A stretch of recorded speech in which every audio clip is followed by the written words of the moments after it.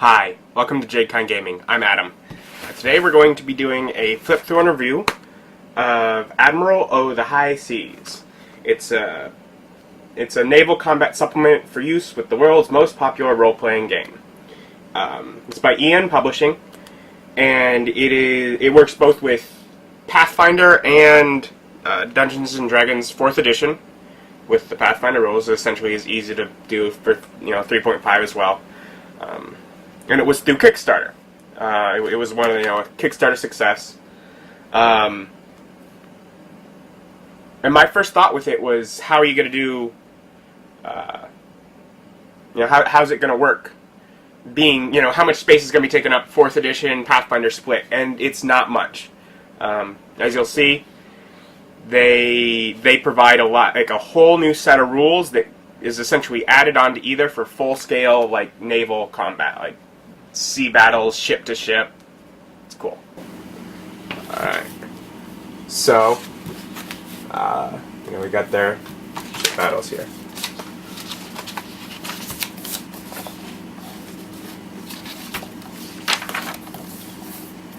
It has a lot of art in it, but a lot of it, I think, is like stock art and that kind of thing. It's not, at least not all of it is original.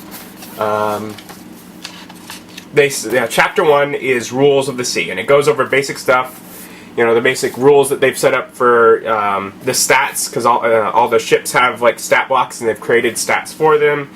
Hull integrity, defense, maneuverability, speed, command.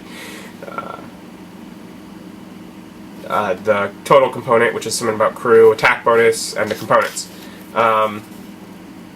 They give rules for different kinds of things to happen at sea, hazards at sea, nautical hazards, chases, fantasy world defenses. In other words, let's pick one. Like a counterspell defense right here. It's just the fact that you're in a fantasy world, there's a bit more than what would just be in normal, real world. Your crew and their cost to hire crew, the morale, mutiny, and so rules for just the general stuff. And then Chapter 2 is boarding and broadsides. That is their ship combat rules. First was how to design an encounter, and then they have the naval round, which is essentially a different round of combat that's used in either Pathfinder or 4th edition to make its own combat round. The round has, I think, 5 phases: maneuver, location, terrain, bearing, and attack. And it's essentially, depending on what position you have, the officer rolls. You make different decisions: how to maneuver the ship, how to turn it as opposed to facing the other, where it's located. The terrain is what effects of the terrain that you're on, and then the attack phase. And then you have your aftermath. You resolve those. But they have rules for each of the different crew: captain, engineer, gunner, lookout, navigator, attacker. Which attacker could be someone that uses, for example, spells or something personal. And rules for damaging a ship. Ship damage, both hull damage and then conditions, and then damage to the crew is all taken into account. Rules for sinking: if your hull is damaged enough, your ship will sink. They bring up at a later point, what do you mean they both sink? Because depending on how the fight goes, both ships could end up sinking, which could lead, depending on how far in the ocean you are, could lead to interesting follow-up. And then they list different kinds of maneuvers. They can be done from the ship, and different types of terrain and hazards by a type. Choppy seas, small rocky areas, winds.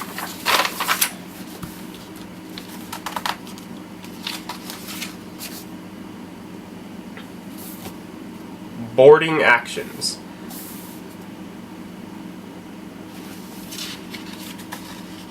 And ship terrain.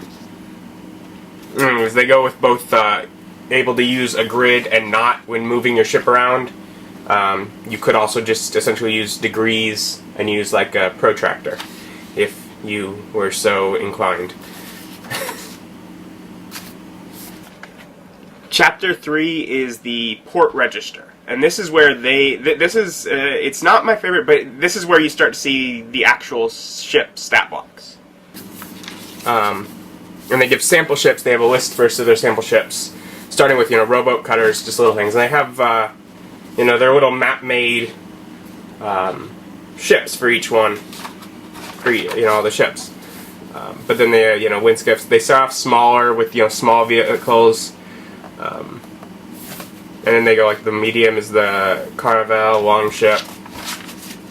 They have more maps just to give you an idea if you're gonna, because generally you don't use the full ones. It doesn't appear for the actual combat, but you could still, if you're, because that way your quest is ready. Because I'm sure sometimes you'll do ship-to-ship battles, and other times you'll do, you'll be boarded and you'll do normal combat on the deck of the ship. Galleon steamship, and then we're going to get to some of the stuff that I thought was just, cool for them to include. So they have a submarine. They include rules for a submarine. And then, wind ship of war. They have their airship, their zeppelin. And then, so they have, they don't just have,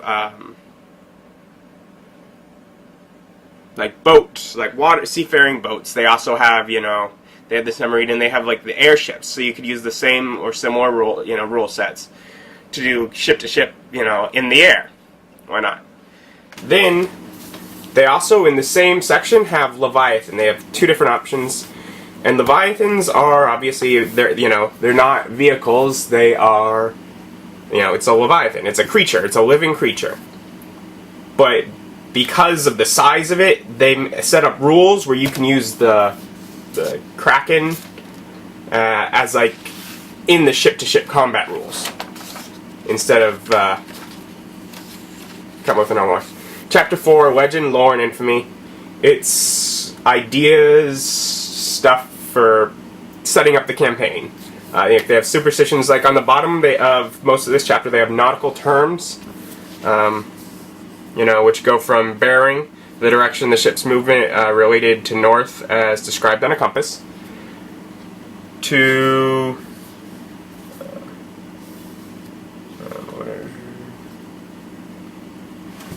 bring around the hard, like a turn that you'd use to turn the ship quickly and abruptly. They have different terms essentially to allow you to make your game more interesting, to give sort of the speak. If you're doing a seafaring game and you use more of the terms, if you get accustomed to those for your game, it opens things up. It gets the players more involved. Nautical anomalies, ports of note. They give like Port Royal, and then fantasy ports, and they essentially that way you have some ideas. This chapter is really shipwrecks and ghosts. There was like famous ships, Flying Dutchman. I love that. SS Minnow. You've probably already heard this one. I enjoyed that. Legends at the Sea. They have some stats here for different things. They have an undead whale, Leviathan creature.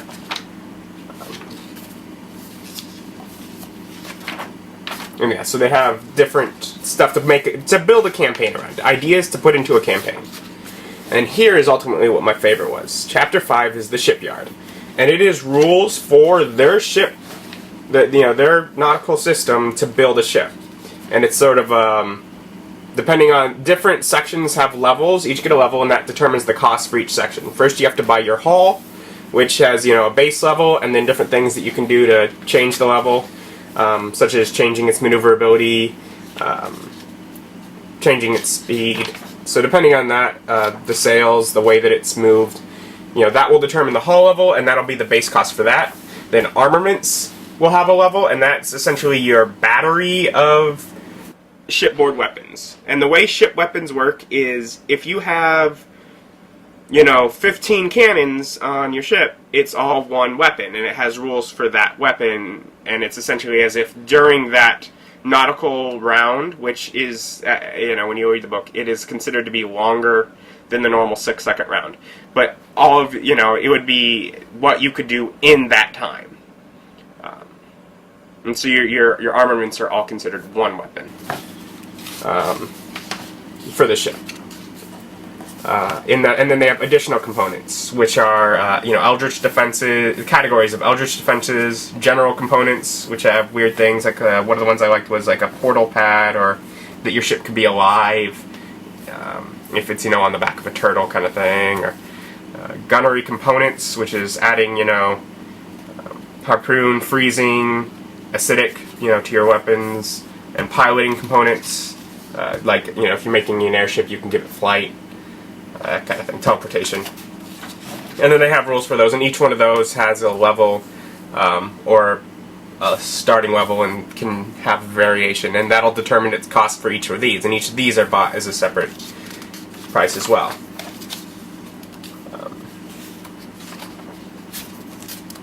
Land ship, if your ship can also go on land. Interesting things. And then for that chapter, of course, we have the ship record sheet, which is like your character sheet for the ship, where you can keep track of its traits, armaments, components, the basic stat block, and who is in each of the crew positions,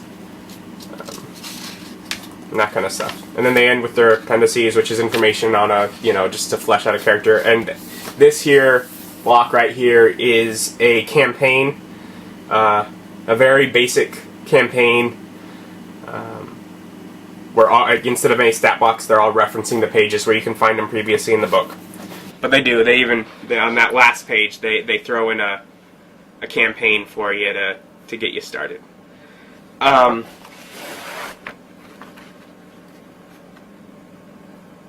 it's real. I mean, if you're going to run a game, either Pathfinder or 4th edition, if you're going to run a game that takes place a whole lot at sea, I'd check it out.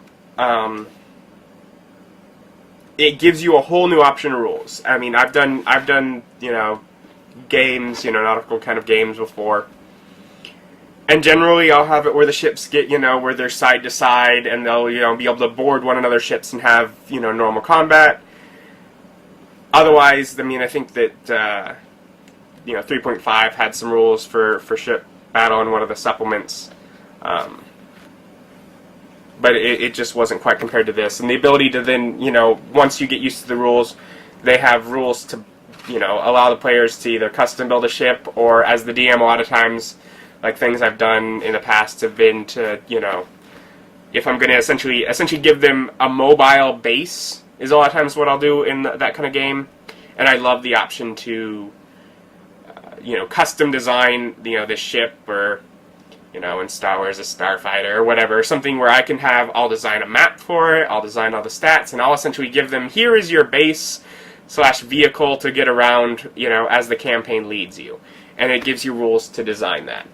I'd probably use it more for that and less for letting the players do it, because depending on how strict you are with the players and money, they could certainly afford things that could, break it, or you could just, as a DM, you'd be like, that's not available. I'm sorry, you want your ship to be able to go over land? Well, you can't find the mage to cast that, so you could still restrict it, but, with the shipyard rules, the shipbuilding rules, you do have to, it could be broken if allowed to be as such. But it's fun. It gives variety to combat. It's a different type of way of doing combat. So I'll put up the link. It's one of the ones I think through like the Drive-Thru RPG Now sites. If you're interested, check it out. And for your next seafaring game that you're running, give your players a surprise. Otherwise, have a great day.